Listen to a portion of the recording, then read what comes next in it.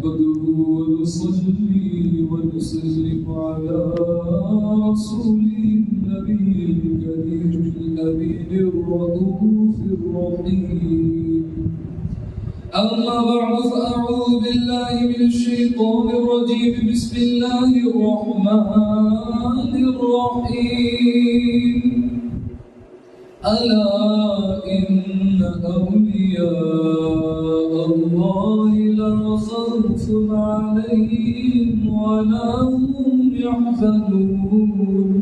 صدق الله مولانا وبلغ رسوله النبي الكريم الأمين. ونحن على ذلك من الشاهدين والشاكرين. الحمد لله رب العالمين. الصلاة والسلام عليك يا رسول الله وعلى آلك وأصحابك يا حبيب الله يا صاحب الجمال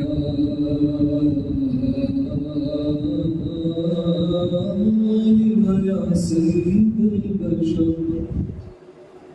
من وجهك المنير لقد نور القمر. لا يمكن الثناء كما كان حقه بعد ذو الخدا بزرگ دوئی قصہ مختصر. سامعین کرام، اللہ تعالیٰ کا بے حد احسان ہے کہ اس نے خاص مغفر اپنا دل محبوب اپنے نیک بندوں کا ذکر خیر کرنے کے لیے جمع فرمایا. حضور غوث اعظم رضی اللہ تعالیٰ عنہ کی شان میں شاعر کہتا ہے: زمین و آسمان میں نصب ہیں جھنڈے ولایت کے، ترانے گاتے ہیں سب اولیاء تیری سیادت کے. وہ عظمت ایسی رفعت تجھ کو دی مولا تعالی نے کہ دم بھرتے ہیں افتاب جہاں تیری ارادت کے. اے شاہین ولایت، اے مقام اونچا تیرا اتنا، تحیر میں پڑے دیکھے خیال اہل بصیرت کے. مریدوں میں کوئی پیاسا رہے یہ ہو نہیں سکتا کہ چشمے بہہ رہے ہیں ہر طرف تیری ولایت کے. غمے مادر جو دیکھا کر دیا زندہ پسر اس کا، شہ جیلان میں قربان تیری پیاری شفقت کے. علی و فاطمہ کے لال نور مصطفیٰ ہو تم، تیرے نور ولایت سے چھٹے طوفان ظلمت کے. بدل ڈالے نصیبے ایک نظر سے تو نے چوروں کے، ادھر ادھر بھی ایک نظر سرکار ہم مارے ہیں قسمت کے. سخی جھولی میری خالی کبھی ہونے نہیں دیتا، سخی جھولی میری خالی کبھی ہونے نہیں دیتا.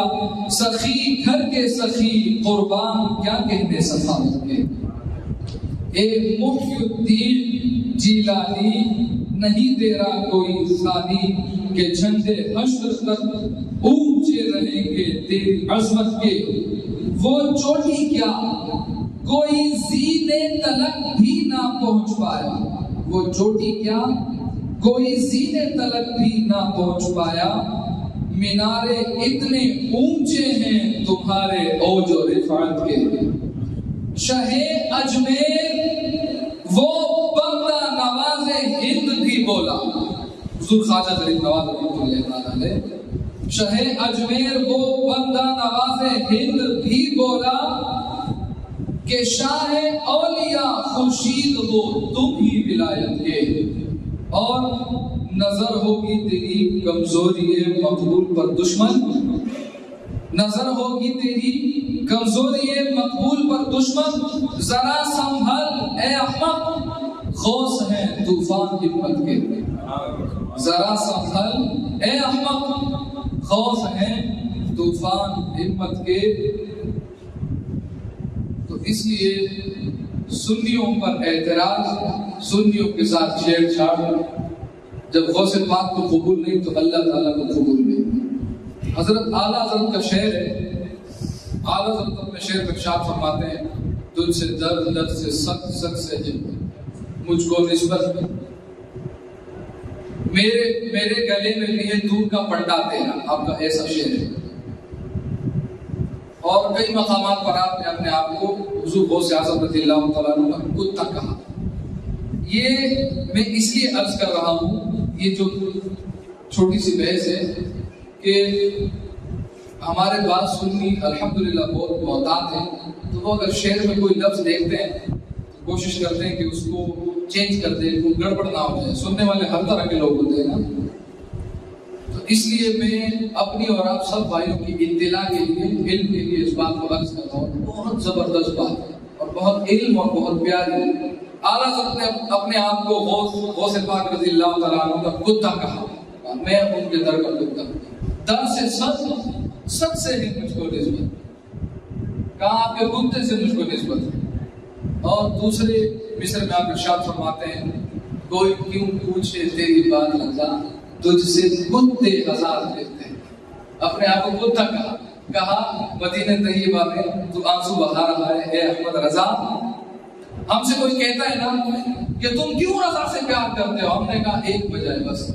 ہم کسی سے پیار کرنے کی ایک وجہ دیکھتے ہیں، یہ نہیں دیکھتے. ابھی بھائی نعت پڑھ رہے تھے، اسی میں ایک شعر ہے، کوئی گورا ہو یا کالا، امیر ہو یا غریب، جو ان سے پیار کرتا ہے ہم اس سے پیار کرتے ہیں. تو ہم کسی سے پیار کرنے کے لیے دولت، شہرت، طاقت، عظمت، کسی چیز کو، خوبصورتی بدصورتی کو نہیں دیکھتے. جو ان سے پیار کرتا ہے ہم اس سے پیار کرتے ہیں. تو اعلیٰ حضرت فرماتے ہیں، کوئی کیوں پوچھے تیری بات رضا، تجھ سے کتے ہزار پھرتے ہیں. اور اپنے آپ کو غوث پاک رضی اللہ تعالیٰ عنہ کا کتا صرف امام محمد رضا نے نہیں، بہت سارے علماء نے کہا. اب اس میں لوگ کہتے ہیں وہ خود کو کتا بول رہا ہے. اللہ تعالیٰ قرآن مجید میں فرماتا ہے، وَلَقَدْ خَلَقْنَا الْإِنسَانَ فِي أَحْسَنِ تَقْوِيمٍ، ہم نے تو انسان کو اشرف المخلوقات بنایا، احسن تقویم میں بنایا. اللہ تعالیٰ 5 قسمیں کھا کے انسان کو کہتا ہے انسان کتنا پیار ہے. وَالتِّينِ وَالزَّيْتُونِ وَطُورِ سِينِينَ وَهَذَا الْبَلَدِ الْأَمِينِ. 5 قسمیں اٹھا کے اللہ تعالیٰ نے کہا، وَلَقَدْ خَلَقْنَا الْإِنسَانَ فِي أَحْسَنِ تَقْوِيمٍ، یہ جو میں نے انسان بنایا بڑا پیار ہے. اور لوگوں نے کہا پھر اپنے آپ کو کتا بول دیا. اور اللہ تعالیٰ نے قرآن مجید میں ارشاد فرمایا، وَلَقَدْ كَرَّمْنَا بَنِي آدم، ہم نے بنی آدم کے بیٹوں کو تعظیم دی. میں آؤں گا آخر میں غوث پاک رضی اللہ تعالیٰ عنہ کی طرف آؤں گا. اور یہ مت سمجھیے گا کہ یہ تقریر ان کی سیرت اور ان کی شان سے ہٹ کر ہے، یہ انہی کی شان بیان ہو رہی ہے. حضور علیہ السلام کی شان اور ان کے بعد انہی کی شان کی طرف آؤں گا. اللہ تعالیٰ نے کہا انسان بہت پیارا ہے، قسمیں اٹھائی. پھر کہا ہم نے آدم کے بیٹوں کو مکرم کیا، عزت دی. تو لوگوں نے کہا یہ کیسا امام ہے امام محمد رضا، یہ تو خود کو کتا کہتا ہے کہ میں کتا ہوں، غوث پاک کا کتا ہوں، میں نبی پاک کا کتا ہوں. اس کے اعتراضات تو بہت سارے ہیں.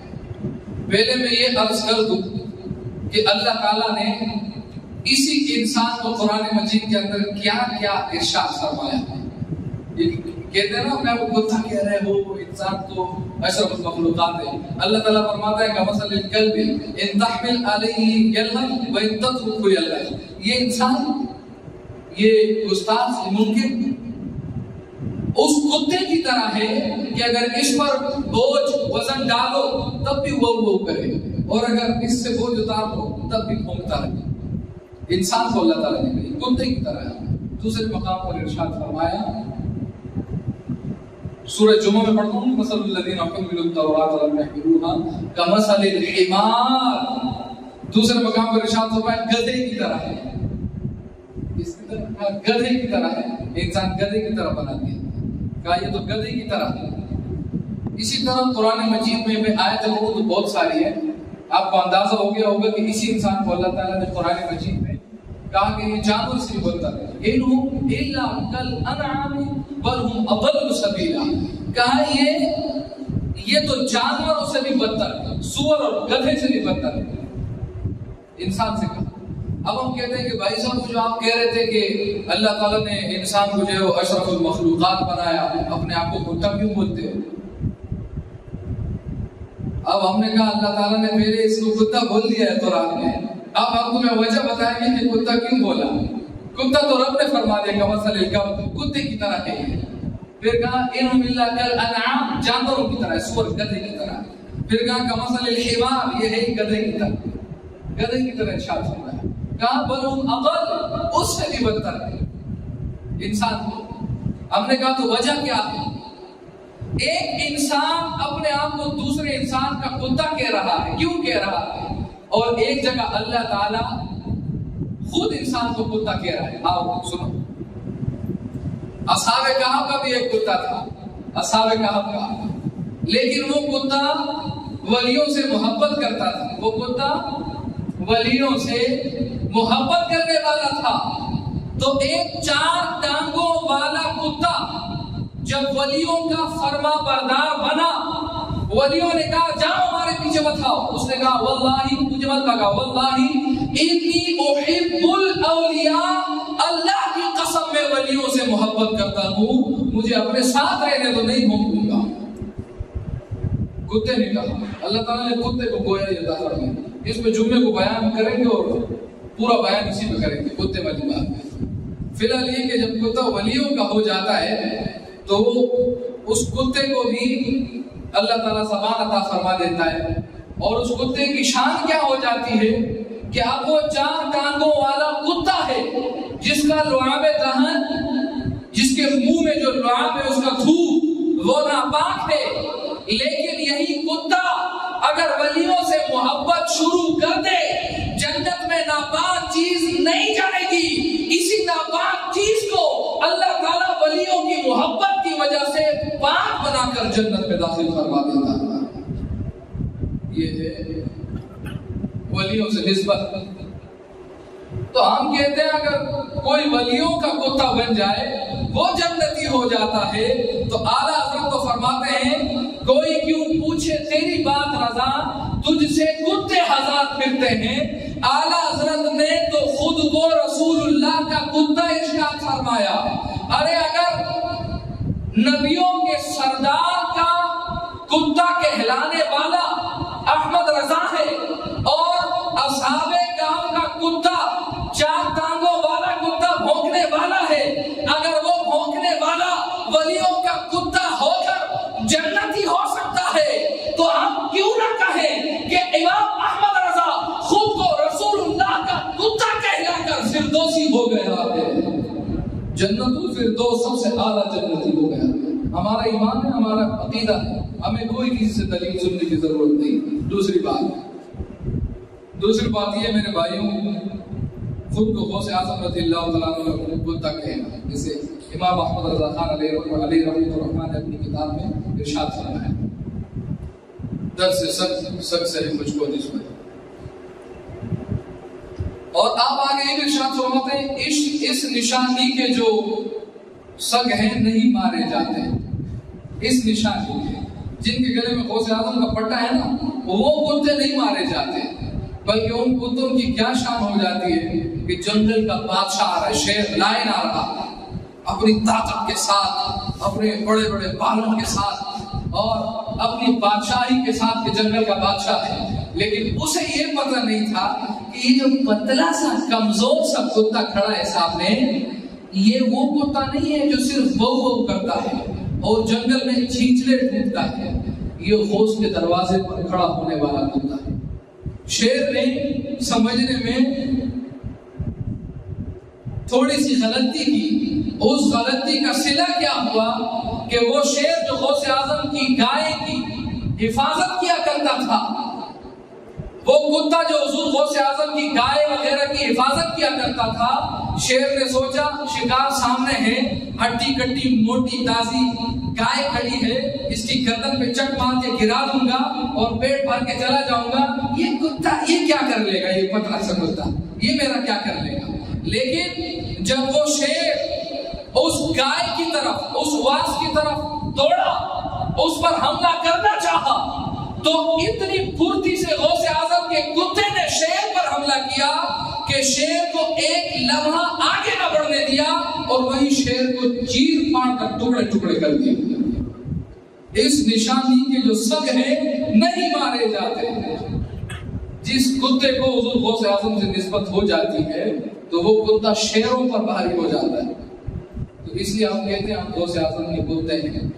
اور آپ نے شعر سماعت فرمایا کہ نظر ہوگی تیری کمزوری مقبول پر دشمن، ذرا سنبھل اے احمد، غوث ہیں طوفان ہمت کے.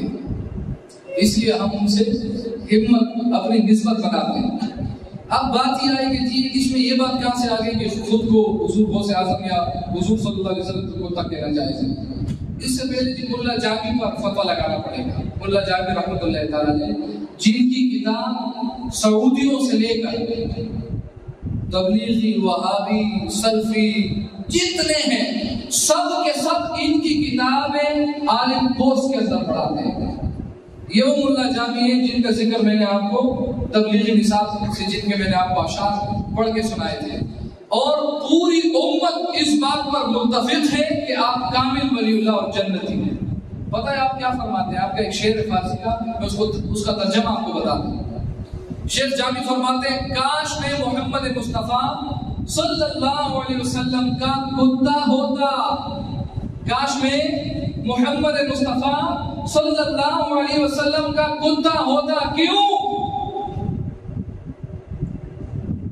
اس لیے کہ میرا نام جامی، اگر میں محمد رسول اللہ کا کتا ہوتا تو اسی بہانے بار بار رسول اللہ جب اپنے کتے کو بلاتے تو زبان پر میرا نام آ جاتا.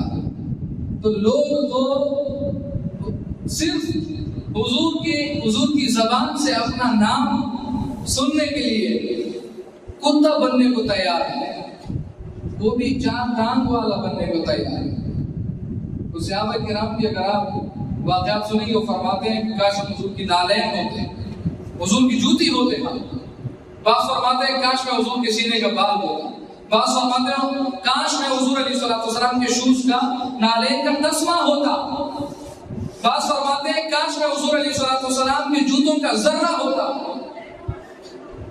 تو مدینہ طیبہ کے اولیاء کے دربار میں جو کتے ہوتے ہیں ان کا بھی بڑا ادب ہوتا ہے.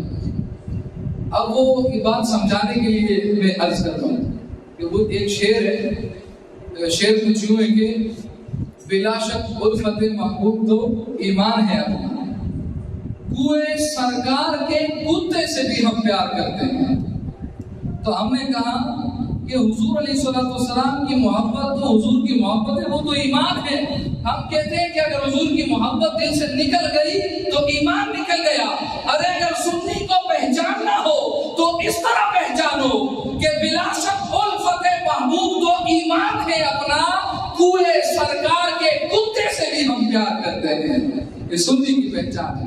اور ایک مرید گیا تھا نا حج کرنے کے لیے، جب گیا تو پیر نے کہا مت جاؤ. اس نے کہا میں نے جانا ہے. کہا تو کامل نہیں ہوا. کہا نہیں جاؤں گا میں. کہا اچھا دیکھو ادب کا خیال رکھنا. مرید وہاں گیا کسی کتے کو اس نے جوتی مار دی، کتے کو جوتی مار دی مرید نے. واپس آیا تو پیر صاحب نے بولا ادھر آنا بیٹا ذرا.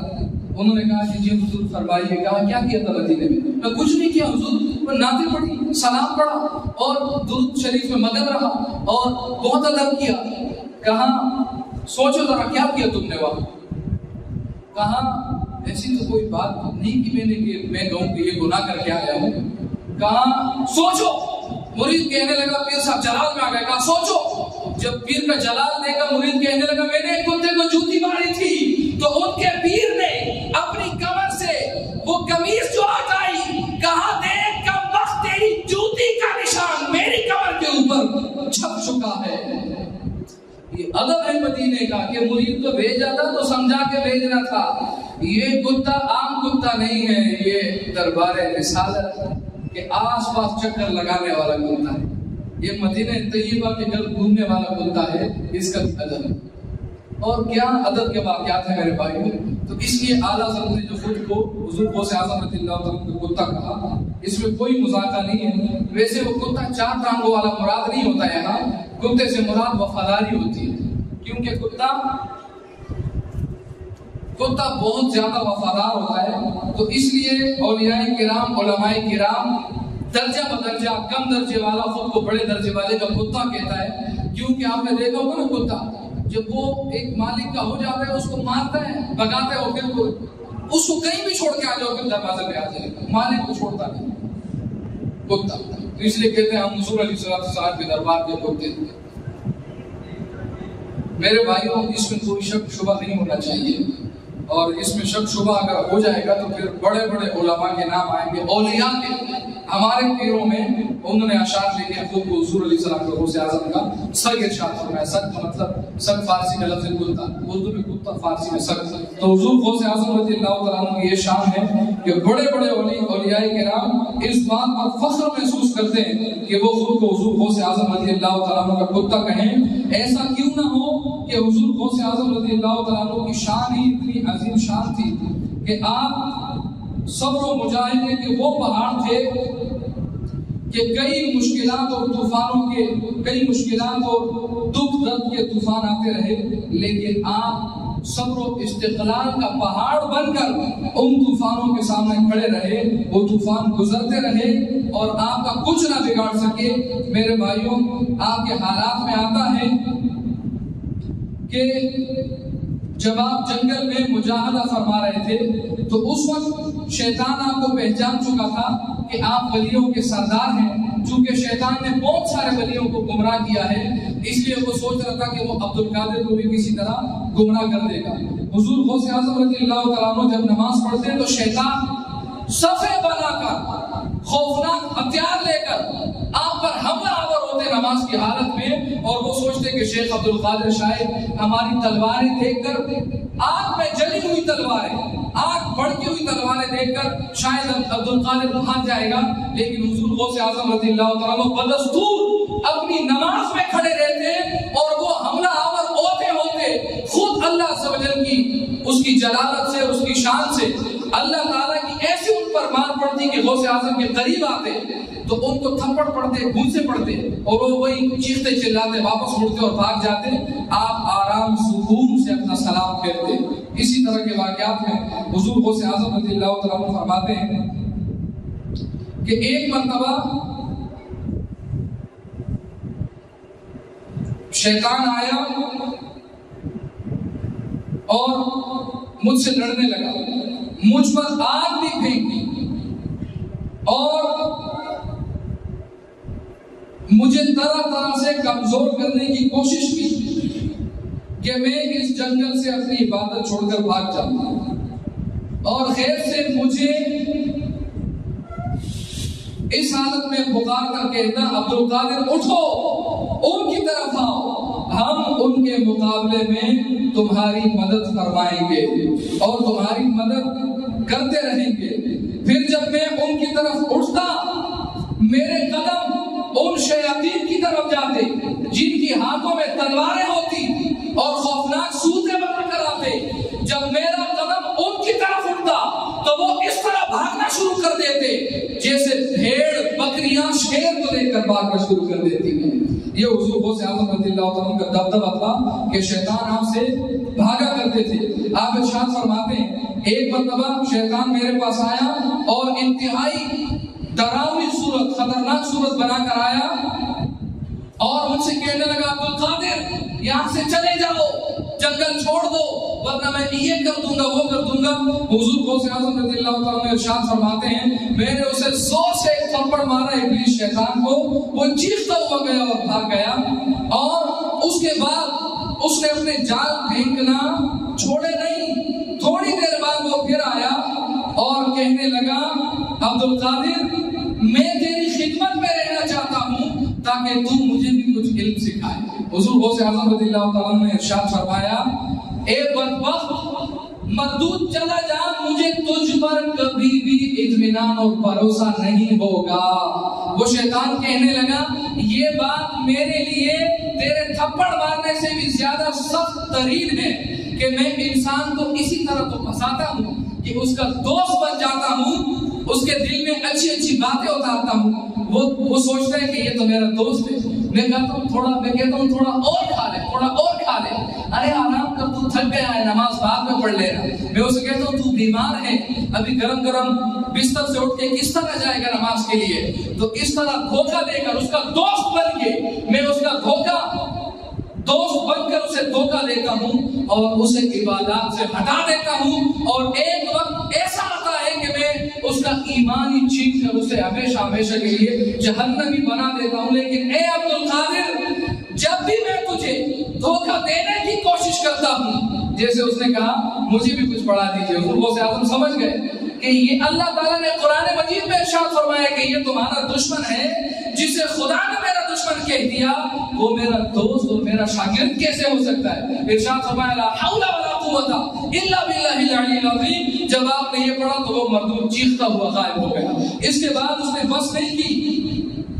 آپ ارشاد فرماتے ہیں اس کے بعد تھوڑی دیر کے بعد وہ ایک گھوڑے پر بیٹھ کر آیا اور اس کے ہاتھ میں ایک لمبی تلوار تھی جس پر آگ کے شعلے بھڑک رہے تھے اور انتہائی بدبودار اور انتہائی خوفناک صورت بنائے اس نے مجھ پر حملہ کر دیا. جب اس نے مجھ پر حملہ کیا تو میں نے اللہ عز و جل کی مدد سے تلوار حمائل کی تلوار کو لہرایا. وہ میری طرف بڑھا. جب شیطان نے مجھے اٹھتا ہوا اور اس کی طرف بھاگتا ہوا دیکھا تو شیطان نے گھوڑے کو پیٹھ کی طرف موڑ کر بھاگنا شروع کر دیا اور وہ بھاگ گیا. آپ ان حالات کو سن کر کہیں گے کہ یہ تو شاید کوئی اسٹوری اور کہانی ہے, لیکن میرے بھائیوں جو ولیوں کے سردار تھے حضور غوث اعظم رضی اللہ تعالیٰ عنہ, ان کی شان ایسی ہی تھی کیونکہ شیطان کو معلوم تھا کہ اگر غوث اعظم رضی اللہ تعالیٰ عنہ منصبہ غوثیت پر فائز ہو جاتے ہیں, یہ قطب کے منصب پر فائز ہو جاتے ہیں, تب کیا ہوگا؟ تب ان کی نگاہ کرم سے صرف بغداد میں نہیں, ان کی نگاہ کرم سے کوئی ہندوستان میں خلیل نواز بنے گا, کوئی پاکستان میں علی اجمیری بنے گا, کوئی گنج شکر بنے گا, اور کوئی بریلی شریف میں امام احمد رضا خان بنے گا, کوئی نورانی بن جائے گا تو کوئی عبدالعلیم بن جائے گا. اس لیے اسے روکو. اگر غوثیت کے منصب پر فائز ہو گیا تو قیامت تک مسلمانوں کو ولی بننے سے کوئی روک نہ سکے گا. اس لیے وہ طرح طرح سے حملے کرنے کی کوشش کیا کرتا تھا. اور میرے بھائیوں پھر کیا ہوا؟ حضور غوث اعظم رضی اللہ عنہ ارشاد فرماتے ہیں شیطان نے اس پر بس نہیں کی بلکہ اس نے میرے قلب میں دنیا کے وسوسے ڈال دیے. اب اس کو ہم چھوٹی سی بات سمجھتے ہیں کہ تو کوئی بات ہی نہیں ہے دنیا کے وسوسے ڈال دیے. کیا ہوتا ہے یہ دنیا کے وسوسے؟ کیا ہوتے ہیں؟ یہ انسان کو کفر تک لے جاتے ہیں. حضور غوث اعظم رضی اللہ تعالیٰ نے ارشاد فرماتے ہیں کہ میں نے کہا اے مردود یہ تو نے کیا ڈالا؟ تو ملعون شیطان کہنے لگا یہ دنیا کے مساوس اور دنیا کی لذات ہیں جس کے ذریعے میں لوگوں کا شکار کیا کرتا ہوں. اس کے دل کو دنیا کی لذتوں سے, خواہشات سے اور وسوسوں سے ڈھانپ لیتا ہوں, تب اس کا دل عبادتوں کو نہیں دیکھتا. وہ انہی میں پڑا رہتا ہے, کھانوں میں پڑا رہتا ہے, کپڑوں میں پڑا رہتا ہے, گھر بنانے میں پڑا رہتا ہے, جمع کرنے میں پڑا رہتا ہے, اپنے آپ کو سکون دینے میں پڑا رہتا ہے, اور یہ بھول جاتا ہے کہ میرے جسم میں دل ہے اور اس دل میں ایمان ہے, اور وہ ایمان تقاضا کرتا ہے کہ سردی میں اٹھ کے نماز پڑھو, گرمی میں جا کر نماز پڑھو, عصر کے وقت کام سے تھکے ہوئے آ کر نماز پڑھو, اور مغرب کے وقت سخت دھوپ کی حالت میں نماز پڑھو, اور عشاء کے وقت سخت نیند کی حالت میں آ کے نماز پڑھو. یہ ایمان تقاضا کرتا ہے. حضور غوث اعظم رضی اللہ تعالیٰ نے ارشاد فرماتے ہیں شیطان نے جو میرے دل پر وسوسے, دنیا کے وسوسے ڈالے, 1 سال تک میں اپنے دل کی طرف توجہ کرتا رہا. 1 سال میں میں نے ان دنیا کے وسوسوں اور دنیا کی لذات اور خواہشات سے اپنے قلب کو پاک کیا. 1 سال میں. اس کے بعد آپ ارشاد فرماتے ہیں کہ جب میں نے اس سے خلاصی حاصل کر لی تو شیطان نے خلق کے اسباب میرے دل پر پھینکنا شروع کر دیے, یہاں تک کہ میرے دل کو خلق کے اسباب سے اس نے بھر دیا. اب یہ خلق کے اسباب کیا ہوتے ہیں؟ خلق کے اسباب رشتہ داری, محبتیں ادھر ادھر کی, بندہ اولاد کی محبت, بیٹے بیٹی کی محبت, بھائی کی محبت, ماں باپ کی محبت, چچا تایا کی محبت, پڑوسی کی محبت, دوست کی محبت, کسی لڑکی کی محبت.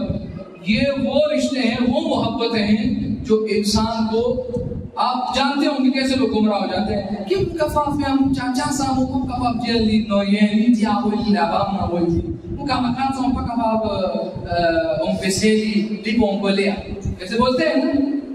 کسی ہو نہ ہوئی ہو گونسو دوہا ہمو چاچا نہیں جیا کیا کریں. یہی خلق کے اسباب ہیں. حضور غوث اعظم رضی اللہ عنہ نے ارشاد فرماتے ہیں کہ میں نے اپنے دل کی طرف توجہ کرنا شروع کی، یہاں تک کہ کامل 1 سال میں خلق کے سارے اسباب اور رشتے میں نے اپنے دل سے منقطع کر لیے۔ اور آگے جس بات پہ ختم کر رہا ہوں وہ بڑی خوبصورت بات ہے، آپ ارشاد فرماتے ہیں اس کے بعد جب یہ اسباب اور یہ وسوسے بھی میرے دل سے منقطع ہو گئے تو پھر شیطان نے چند دوسری قسم کے اسباب میرے دل کے اوپر ڈال دیے جن کا تعلق خود ذات سے تھا۔ میں ہوتی ہے نا، میں، اب وہ میں والے جو وسوسے اور خواہشات تھی وہ ڈال دی، کیا؟ میں، کون آگے کھڑا ہوگا؟ میں، کون پہلے بیٹھے گا؟ میں، کون اچھا پہنے گا؟ میں، کون اچھا کھائے گا؟ میں، کس کی گاڑی اچھی ہوگی؟ میری، کس کا گھر اچھا ہوگا؟ میرا، کس کا بیٹا زیادہ پڑھے گا؟ میرا، کس کا بیٹا زیادہ پڑھا لکھا ہے؟ میرا، کس کا بیٹا زیادہ حسین ہے؟ میرا، کس کی بیٹی کی شادی بڑی دھوم دھام والی تھی؟ میری، کس کی فیکٹری بڑی ہے؟ میری۔ یہ میری کرتے کرتے انسان شیطان کو قبر پہ پہنچا دیتا ہے اور اس کے بعد اس سے پوچھا جاتا ہے کیا کر کے آئے، تو اس کے نام اعمال میں میں اور میری ہوتا ہے، میں اور میری ہوتا ہے۔ یہ ہے میں کے اسباب جو شیطان بندے کے دل میں ڈالتا ہے۔ اور یہ اولیاء کہتے ہیں نا کہ بھائی اولیاء کی صحبت ہوتی ہے، یہ ساری باتیں تو اولیاء کی صحبت سے ملتی ہیں۔ ہم تو چونکہ عادی ہیں، بس ہمارے درمیان کبھی کبھی علماء تشریف لاتے ہیں اور وہ دھڑلے والی تقریریں جو ہے وہ سناتے ہیں، نعرہ تکبیر اور اللہ اکبر، اس کے بعد گھر میں جا کے سو گئے، نہ فجر نہ عصر نہ مغرب نہ عشاء، نمازوں کی چھٹی، ذکر و فکر دل سے غائب ہے، اور پھر وہی اپنی روٹین، وہی اپنا حال۔ لیکن حضور بہت زیادہ درس دے رہے ہیں، آپ ارشاد فرماتے ہیں یہ بات سننے والی ہے، آپ فرماتے ہیں جب یہ سارے علائق، یہ ساری چیزیں میں نے اپنے دل سے دور کر دی، اس کے بعد بھی میں اپنے دل کی طرف توجہ کرتا رہا، اور اس کے بیچ میں اور بہت سارے واسطے اور علائق اور بہت ساری باتیں، لیکن میں ان کو چھوڑ کر وہ جو آخری بات تھی جو مزے کی بات ہے وہ بیان کرتا ہوں۔ آپ فرماتے ہیں دنیا کے وسوسے گئے، خلق کے اسباب گئے، میں سے متعلق جتنی چیزیں تھی وہ سب ختم ہو گئی، اب میں اپنی ہستی سے جدا ہو گیا۔ کیا فرماتے ہیں؟ میں اپنی ہستی سے جدا ہو گیا، کیونکہ انسان کے اندر 2 چیزیں، ایک تو وہ ہے جو میں ہے، اور ایک وہ ہے جو میں نہیں ہے۔ یہ فقط بندہ ہے، یہ فقط اس کا بندہ ہے جو قرآن مجید میں اللہ تعالیٰ ارشاد فرماتے ہیں عبدہ سبحان الذی اسری بعبدہ، اپنے محبوب کو جگہ جگہ ارشاد فرماتے ہیں عبدہ، کہ یہ پہلے ہی سب سے جدا ہے، بس ہم ہی سے جدا نہیں۔ تو آپ فرماتے ہیں کہ پھر کیا ہوا کہ میں اپنی ہستی سے جدا ہو گیا۔ جب اپنی ہستی سے جدا ہوئے تو کیا ہو گیا؟ جب ہستی سے جدا ہو گیا تو کیا ہو گیا؟ کہاں میں بندہ خدا ہو گیا۔ جب بندہ خدا ہوا تو کیا ہو گیا؟ کہاں پھر میرا دیکھنا نہیں تھا، خدا کی، اللہ تعالیٰ میری آنکھیں بن گیا، اب میں اللہ کی آنکھوں سے دیکھتا تھا، وہ میرے کان بن گیا، میں اس کے کانوں سے سنتا تھا، وہ میرے ہاتھ بن گیا، میں اس کے ہاتھوں سے پکڑتا تھا، اور وہ میرے پاؤں بن گیا، میں اس کے پاؤں سے چلتا تھا۔ اور پھر میرے لیے بغداد میں رہ کر موریشس نہ رہا، میں ایک قدم اٹھا کر موریشس آ جایا کرتا تھا، اور دوسرا قدم اٹھا کے ہندوستان پہنچ جاتا تھا، اور تیسرا قدم جو رکھتا تو پاکستان پہنچ جایا کرتا تھا، کیونکہ میں اپنی ہستی سے جدا ہو گیا تھا۔ تقریر کے آخر میں کوئی بولے کہ خدا کی آنکھ، یہ اللہ تعالیٰ ان کی آنکھ ہو گیا، کان ہو گیا، یہ میں اپنی طرف سے نہیں بول رہا ہوں، یہ تھی بخاری شریف کی حدیث ہے اور پہلی جلد کے اندر موجود ہے۔ اللہ فرماتا ہے جب میرا مقرب بندہ نوافل پڑھ کے میرے قریب ہو جاتا ہے تو میں اس کی آنکھ بن جاتا ہوں، میں اس کے کان بن جاتا ہوں، میں اس کے ہاتھ پاؤں بن جاتا ہوں، تو میری آنکھوں سے دیکھتا ہے، میرے کانوں سے سنتا ہے، اور میرے ہاتھوں سے پکڑتا ہے، میرے پاؤں سے چلتا ہے۔ تو یہ حدیث ہے۔ تو پھر اس مرتبے پر فائز ہو گئے تھے کہ فنا فی اللہ ہو گئے۔ اللہ تعالیٰ میں نیک عمل کرنے کی توفیق عطا فرمائے۔ وما علینا الا